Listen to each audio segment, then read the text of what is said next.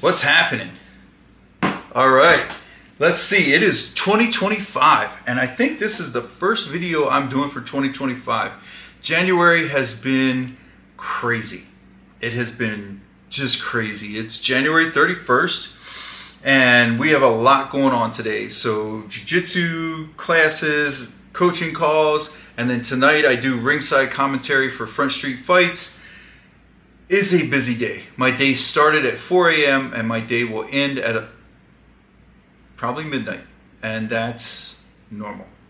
So let's talk about everyday carry for 2025. What does that mean? Well, every year in January, I decide what pistol, what knife, etc., what self-protection tools I'm going to focus on and carry all year. I'm not going to carry something else. I'm not going to switch it up. I'm going to carry that thing, that tool, all year long. And I'm going to learn over the course of that year. I'm going to train. I'm going to take classes. I'm going to practice and compete and carry it every single day in an attempt to learn how to wring out every bit of performance possible. What can I do with this? Like where's the envelope? The first time I recall doing this was 2012 or 2013. I think it was 2012. Todd Lewis Green, if you don't know who that is, look him up, pistoltraining.com. He challenged me to carry a 2011 for a year. That's it. Nothing else. Carry the 2011 on duty, off duty. I was a police officer at the time, so on duty, off duty, so literally my everyday carry in every capacity. Train with it, take classes with it, compete with it. Just get to know that pistol. Stop jumping from pistol to pistol, having a pistol that you carry at work and then something else that you carry. Just pick one thing and just dive deep. And that's what I did. And it was such a positive experience. I learned so much about how to run those wide body 1911s, how to manage that trigger, how to drive the sights, how to everything that you can imagine, how to deal with malfunctions and all the different things, parts breaking, all that stuff, sights coming off. It was great. It was a phenomenal experience, and I learned so much. And ever since then, I have continued that practice. The first of the year for me, you know how people have new year, new me? I have new year, new tools. So, for the pistol, I'm just going to stick with the pistol for this video. For the pistol for 2025, I have selected a Glock 17. No big fanfare here. This is a stock Glock Gen 5 G17. There is nothing fancy about this. There are some improvements in this model of the Glock. There's the magwell. There's been some conversations about that. There is no finger grooves, which incidentally for me was never really a big deal. This is a Gen 2 or Gen 3 Glock 17. The finger grooves, as you can see, fall perfectly in place for my fingers, so it always worked well for me. However, that's me. I realize there are people out there where that doesn't happen, and so Glock removed the finger grooves, kept the Gen 4 texturing, and there's a little bit of a swell at the bottom for the magwell, so it makes for a nice sturdy grip for people who maybe didn't appreciate the finger grooves. Also, there's the ambidextrous nature with the slide locks, so if you're right-handed, you can manipulate it with your right thumb, and if you're left-handed, you can manipulate it with your left thumb. So that's kind of cool. Everything else is stock. Oh, also the trigger. The trigger is kind of cool in that it goes all the way out. Unlike the Gen 2 and 3 Glocks, where when you press the trigger it's dead, or even the Gen 4, you press the trigger it's dead. With the Gen 5, you still can continue to just press the trigger. Now, most guys, when they dry fire, come out of the holster, make your hits, and you transition to your next target, right? Because in competition, you're never going to shoot just one. So it's that dwell time from target to target that you want to learn how to make that movement as quick and as efficient as possible. In the past, you would just come out of the holster, get your first real trigger press, and then the rest you would just press on a dead trigger, right? So you would just keep mashing and all that. Well, now with the Gen 5, with this function, kind of like the Walthers and the M&Ps, you can come out, press, and then press, press, press. So that's kind of cool. So there's some good things. There's some good improvements. I do change the sights. Now in the past, I would run like Dawson precision sights or a dot. My preference would be a dot. But with these, I have switched over to the Tag. I think they're called Tag Precision. But I've switched over to Tag, and those are pretty nifty. They're solid. It's a 115 front, which is still a little thick, but that's okay. And it's a 150 or 165 rear. So there's plenty of light.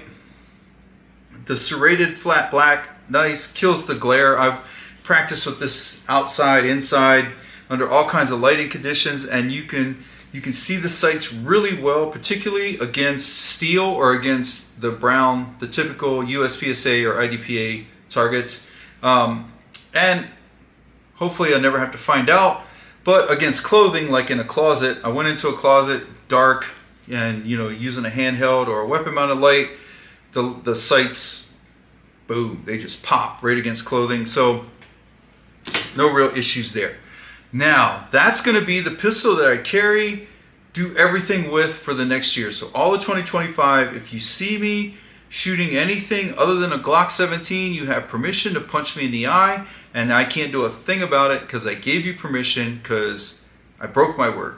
All right, so hopefully that doesn't happen. All right, now we'll be carrying, to start, I will start out carrying it in a Raven Concealment Jake. So this is a really cool holster. All kinds of modular possibilities with this thing.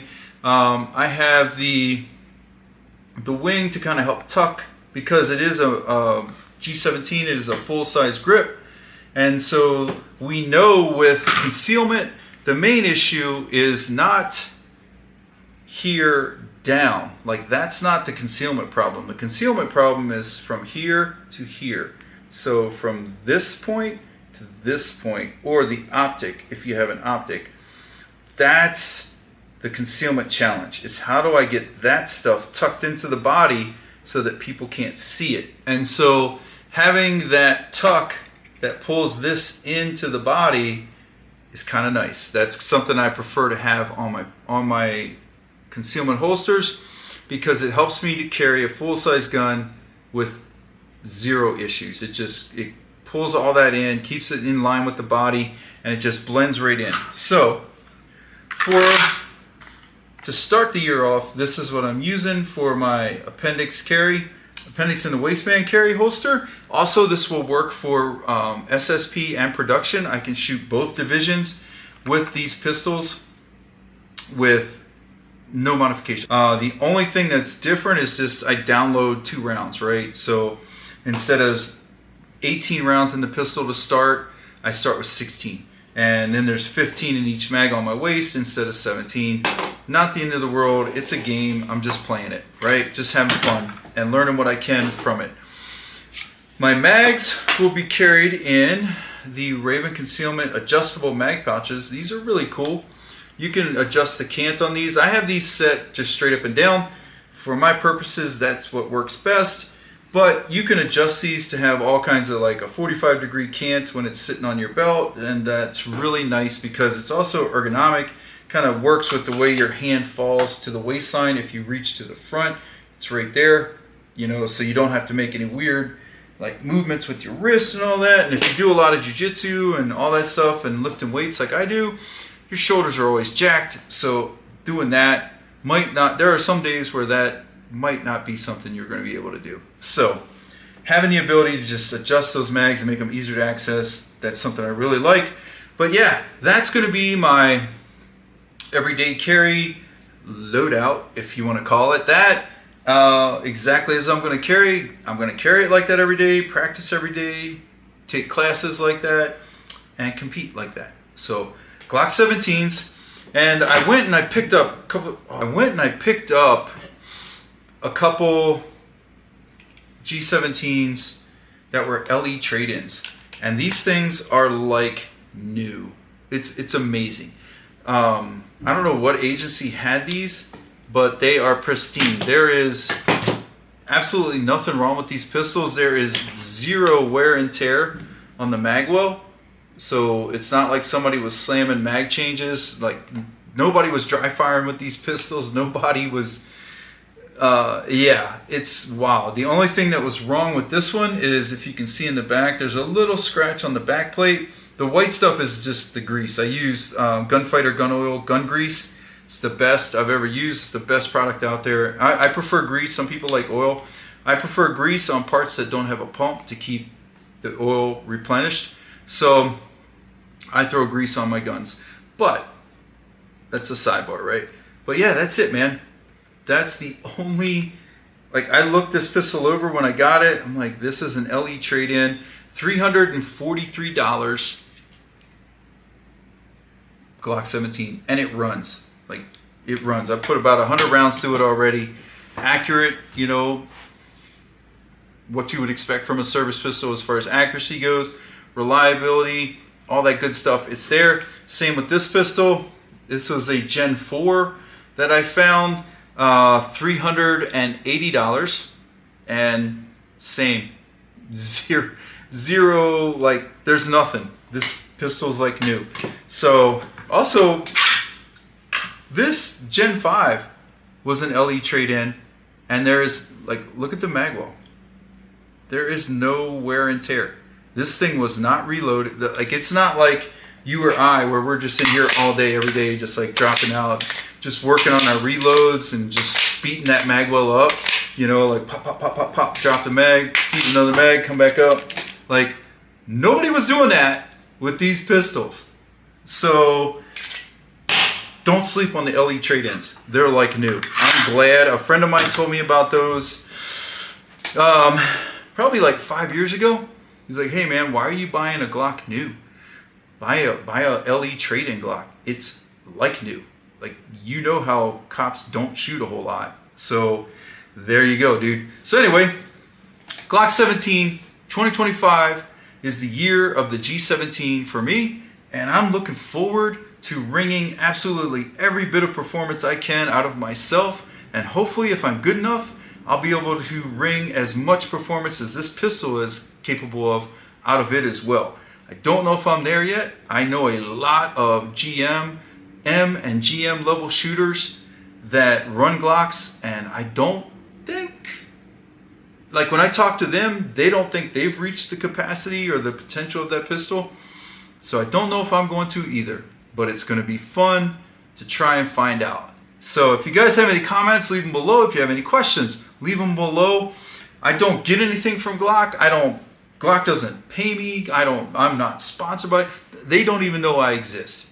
I'm just some dude on the internet sharing my experiences with you guys and hopefully encouraging you guys to get out there and get after it. You guys have a good one.